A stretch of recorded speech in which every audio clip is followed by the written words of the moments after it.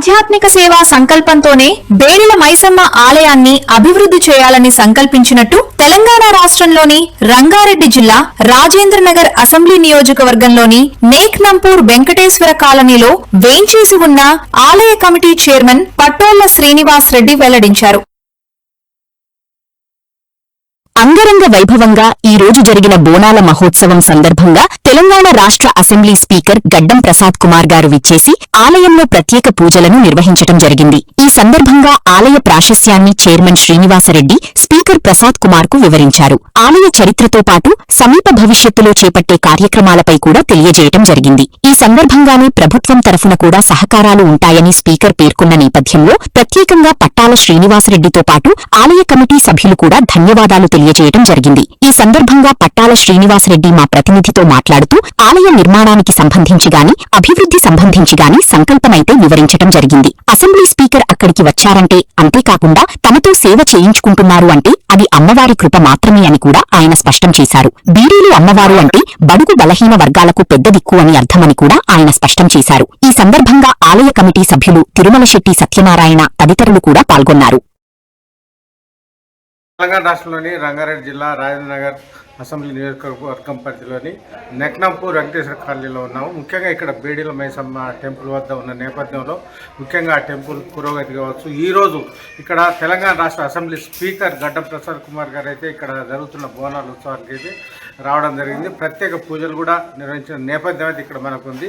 ఈ క్రమంలోనే ఇక్కడ బేడీల మైసమ్మ ఆలయ కమిటీ చైర్మన్ గారు అయిన పట్టోళ్ల శ్రీనివాసరెడ్డి గారు మనతో ఉన్నారు. శ్రీనివాసరెడ్డి గారు చెప్పండి, ఈరోజు ఏం జరిగింది అక్కడ ప్రోగ్రామ్? ఈరోజు బేడీల మైసమ్మ ప్రోగ్రామ్కి గడ్డం ప్రసాద్ గారు వచ్చారు. ప్రముఖులు అన్ని పార్టీలు టీఆర్ఎస్ ఏమంటారు కాంగ్రెస్ కానీ బీజేపీ నాయకులు అందరూ అన్ని పార్టీల నాయకులు వచ్చారు. బేడీల మైసమ్మ అనేది నేను కొత్తగా చూసింది కాదు, ఇక్కడ 200-300 సంవత్సరాల నుంచి ఉంది.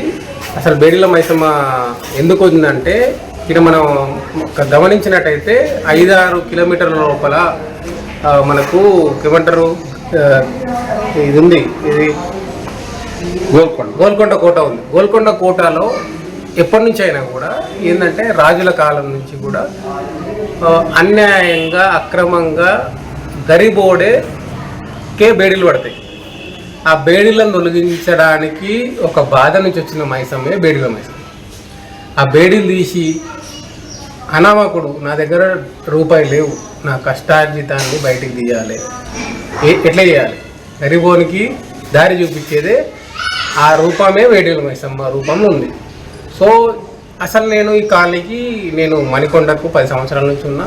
నేను ఒక మంచి ప్రైవేట్ ఎంప్లాయీని, వెల్ ఎడ్యుకేటెడ్, నాకు ఫ్యామిలీ బ్యాక్గ్రౌండ్ తీసుకున్నట్టయితే నాకు ఏమంటారు ఒక 2-3 తరాలకు సరిపోయే ఆస్తిపాస్తులు ఉన్నాయి, వెల్ సెటిల్డ్. కాకపోతే నేను చిన్నప్పటి నుంచి రైతు కుటుంబంలో ఉండడం వల్ల నేను మైసమ్మని చూస్తూ పెరిగిన, నాకు దాని ద్వారానే పెరిగినా. కాబట్టి మైసమ్మ అనేది మా అమ్మనైనా నేర్పిర్రు, మా అమ్మనైనా గుడి కట్టిర్రు, మా పొలంలో మైసమ్మ ఉంది.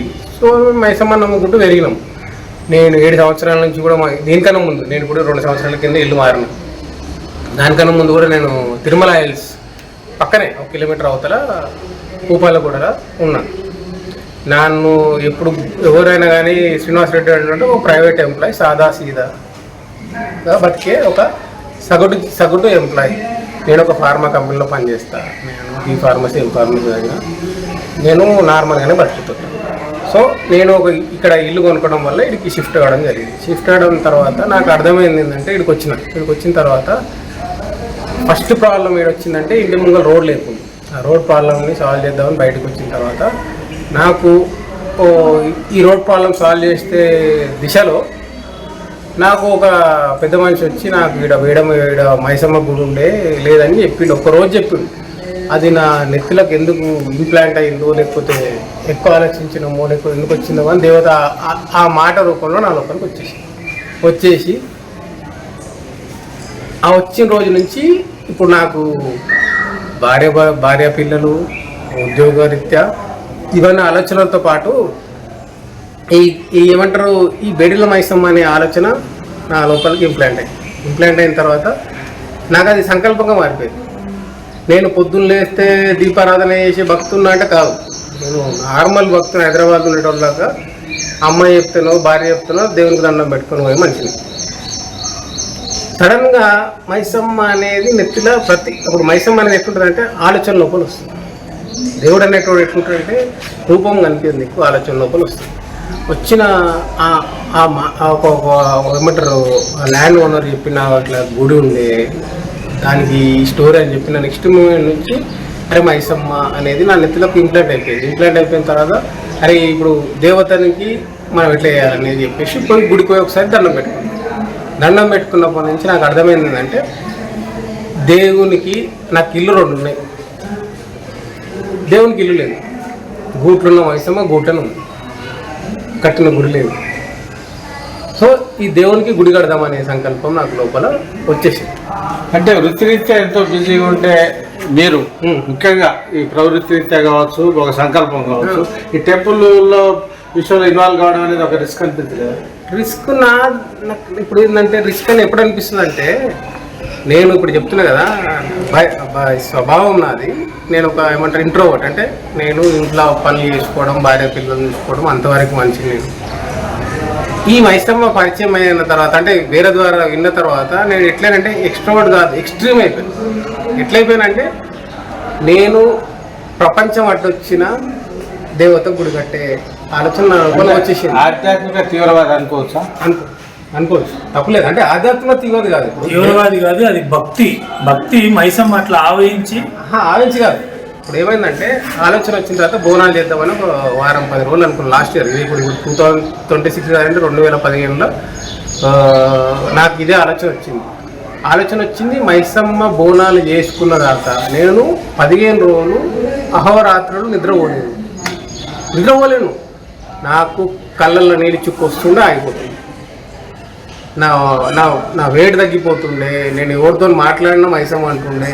ఎవరైనా కూడా అంటారే నీకు పిచ్చి పట్టిందనే పరిస్థితికి వచ్చింది. మా నాన్నకి అడిగిన, నాన్న ఇట్లుంది పరిస్థితి బాగాలేదు, నువ్వు ఏదైనా భూతం అవుతుంది ఎరుకో లేకపోతే మైసమ్మ ఎరుకో అంటే అరే నీకు పిచ్చి పట్టింది కన్సల్ట్ సైకాట్రిస్ట్ అని చెప్పి. అంటే నేను సైన్స్ చదివిన స్టూడెంట్ని, I know what is science.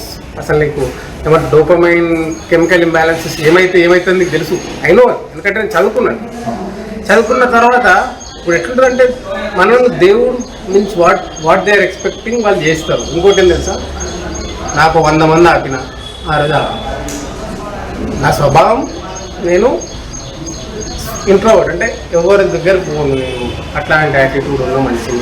నన్ను టూ మచ్ ఎక్స్ట్రోవర్ట్ చేసింది. అంటే ఇప్పుడు ఎట్లుంది, నాకు ఇప్పుడు మైసమ్మ నా నుంచి ఏం కోరుకుంటుందంటే ఏమంటారు ఒక సీఎంఓ పిఎంఓను కూడా ఎదిరించే బలం ఇస్తుంది. నాకు ఎందుకు ఇస్తుంది నాకు తెలుస్తుంది. కానీ నాకు అర్థమైంది ఏంటంటే నాకు గూడు ఉంది, నీకు గూడు ఉంది, అందరికి గూడు ఉంది.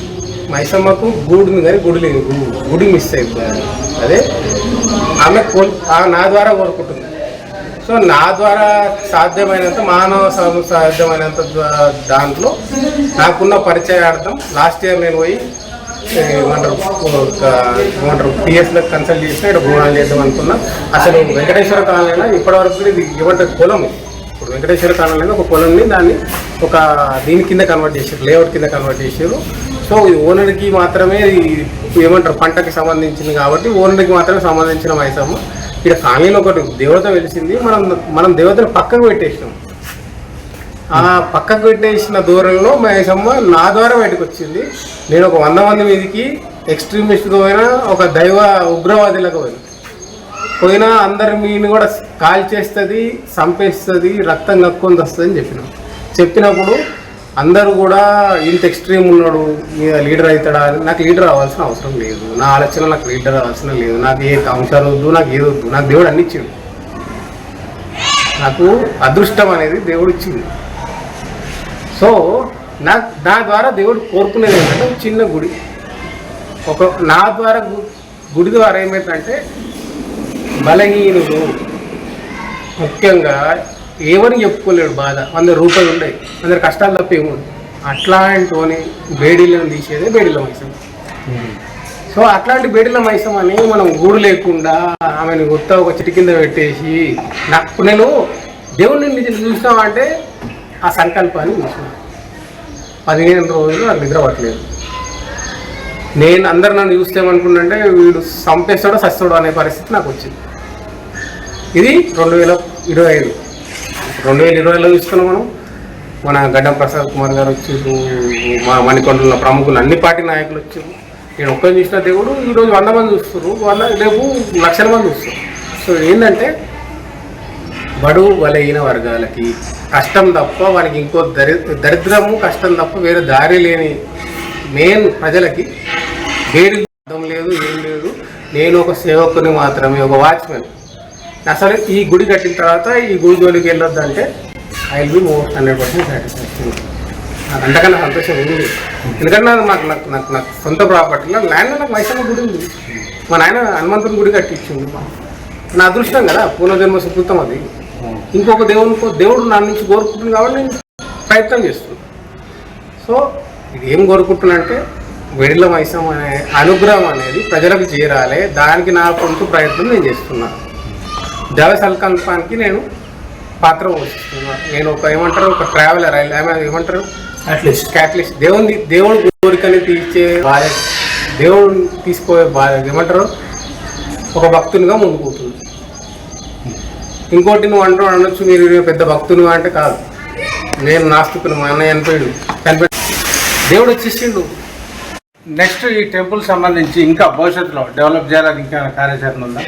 నా భవిష్యత్ కార్యాచరణ ఏంటంటే నేను ముఖ్యంగా బాధలు ఉన్నోనికి, కష్టాలు ఉన్నోనికి, ఇంట్లో కూర్చొని ఏ తప్పు చేయకుండా వచ్చి శిక్షలు పడే బాధితులకి బేడీలు తీసే మైసమ్మే బేడీల మైసమ్మ.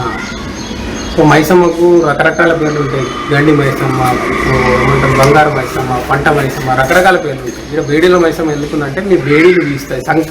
మీకున్న సంఖ్యలు అంటే బాగా తీసే మైసమ్మ బేడీల మైసమ్మ.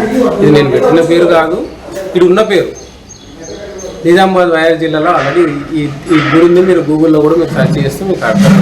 సో వాళ్ళని కూడా మీరు కన్సల్ట్ చేయండి. మేబీ ఈ దేవుడు ఆడ కూడా అదే మాట చెప్తుండో లేదో నాకు తెలియదు. కాకపోతే నాకు ద్వారా నాకు అర్థమైంది ఏంటంటే దేవుడు బయటకు వచ్చి ప్రజలకు సేవ చేద్దాం అనుకుంటున్నాడు. దాని సేవని మనం నా ద్వారా ఏం చేద్దాం అనుకుంటున్నా అంటే దేవునికి ఒక చిన్న గూడు ఉంది, ఒక చిన్న గుడి కడదాం అనుకుంటున్నా. నా తాగట్టు ఉన్నంత వరకు నా చుట్టుపక్కల ఉన్న జనాల సహాయం తీసుకొని అయినంత వరకు గుడి కడతాం. అంటే ముఖ్యంగా తెలంగాణ రాష్ట్ర అసెంబ్లీ స్పీకర్ అత్యున్నత స్థాయి కలిగిన ఒక వ్యక్తి ఇక్కడికి ఈరోజు బోనాల ఉత్సవానికి వెంకటేశ్వర కాలనీకి రావడం జరిగింది, బేడీల మైసమ్మ టెంపుల్కి. దీన్ని మీరు ఎట్లా ఆస్వాదిస్తారు? నేను ఏం ఆస్వాదించాను, ఎందుకంటే గడ్డం ప్రసాద్ గారు ఒక బడుగు కలిగిన వర్గానికి చెందిన లీడరు. ఆయన కష్టంతోనే చూసిండు, కష్టంతోనే పెరిగిండు. సో వాళ్ళకు ఏమంటారు అగ్రవర్ణాల దేవుడు కాదు, మైసమ్మలను పోషమ్మలు ఎల్లమ్మని చూసిన పెరిగింది. కాబట్టి మనం ఒక మైసమ్మ ద్వారా మనం తెలిసిన రోజు మైసమ్మ ఆయన పిలిచిన వచ్చినట్టు ఉంది. ఎందుకంటే ఆయనకు 50 ఇన్విటేషన్లు ఉండి ఈరోజు వీడికి రావాల్సిన అవసరం లేదు. నాకన్నా మంచిగా ఏమంటారు పెద్ద పెద్ద బోనాలు జరిగినాయి. ఈరోజు 9వ తారీఖు నాకు తెలిసి ఒక 50 నుంచి 100 బోనాలు జరిగినాయి హైదరాబాద్లో. సో ఆయన వీడికి రావాల్సిన అవసరం ఏముందంటే దేవుడు బయటికి రావాలి, వచ్చేసిన టైం వచ్చేసింది. సో దేవునికి గుడి కడితే నా ద్వారా నేను చెప్పాల్సిన మెసేజ్ మీ ద్వారా చెప్పేది ఏంటంటే దేవుని గుడి కడితే అన్ని ప్రజలకు అసలు కష్టం తప్ప వానికి వేరే దారి లేని మెయిన్ ప్రజలకి దారి దొరుకుతుందని నా ఉద్దేశం. ముఖ్యంగా బోనాల మహోత్సవం సందర్భంగా ముఖ్యంగా అది రంగారెడ్డి జిల్లా కావచ్చు, హైదరాబాద్ కావచ్చు, రాజనగర్ అసెంబ్లీ నియోజకవర్గం కావచ్చు, ఇటు ఈ ప్రాంతం కావచ్చు, అది నెగ్నాపూర్ కావచ్చు, మణికొండ కావచ్చు, ఓవరాల్గా మీరు ప్రజలకు కానీ భక్తులకు ఓవరాల్గా మీరు ఏం అప్పీల్ చేయదలుచుకున్నారు? నేనేం చెప్తున్నా అంటే ప్రతి గ్రామాలలో నేను నెక్నంపూర్ కానీ మైసమ్మ కానీ ఇప్పుడు మా ఊరు వికారాబాద్లో ఒక మానుమూర ప్రాంతం, మా ఊర్లో ఒక రాయి రూపంలో 8 మైసమ్మలు ఉన్నాయి. సో నెక్నంపూర్లో బంగారు మైసమ్మ ఉంది, పంట మైసమ్మ ఉంది, ఇక్కడ వెడిల మైసమ్మ ఉంది. మణికొండలో నాకు తెలిసి చాలా మైసమ్మలు ఉండొచ్చు, నాకు మొత్తం డీటెయిల్స్ తెలియదు. సో ప్రజలకి నమ్మకం అనేది మైసమ్మ ద్వారా చూసుకున్నారు పూర్వీకులు. సో అది నాకు అర్థమైంది. ఈరోజు ఇంత వెల్ ఎడ్యుకేటెడ్ ఉండి నాకు వేరే అవసరం లేదు. ఆధ్యాత్మికం ప్రకారం మైసమ్మ దగ్గర మంత్రాలు పనిచేయదు, ఒకటే సంకల్పము, నమ్మకం, కుంకుమ, పసుపు, బట్టు, అంతే, ఇంకేం ఉండదండి. అంటే ముఖ్యంగా చివరిగా ఎడ్యుకేటెడ్ పీపుల్ కానివ్వండి, ముఖ్యంగా యూత్కి, ముఖ్యంగా సమాజాన్ని ప్రభావితం చేసే స్థాయిలో ఉన్నారు యూత్కి మీరు ఏమి చెప్పదలుచుకున్నారు?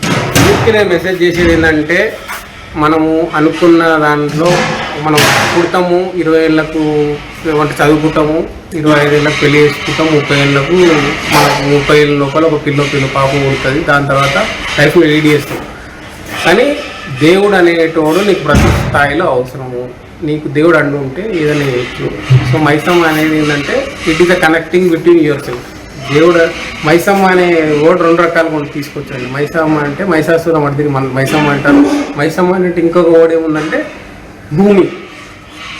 మైసమ్మ అంటే ఏం కాదు, నువ్వు నిలబడ్డ భూమి మైసమ్మ. సో నువ్వు ఉన్న దగ్గర నీకు పాజిటివ్ ఎనర్జీ ఇచ్చేది మైసమ్మ.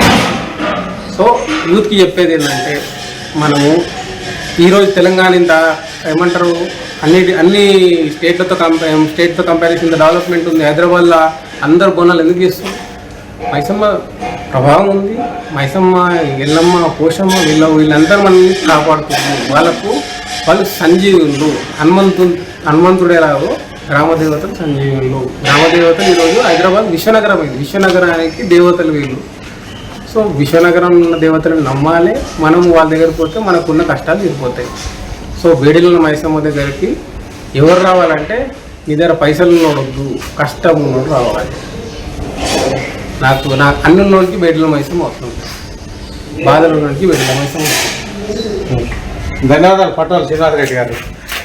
కెమెరామెన్ ఆకుల నరసింహరావుతో ఉప్పు వీరాయనలు, రంగారెడ్డి జిల్లా.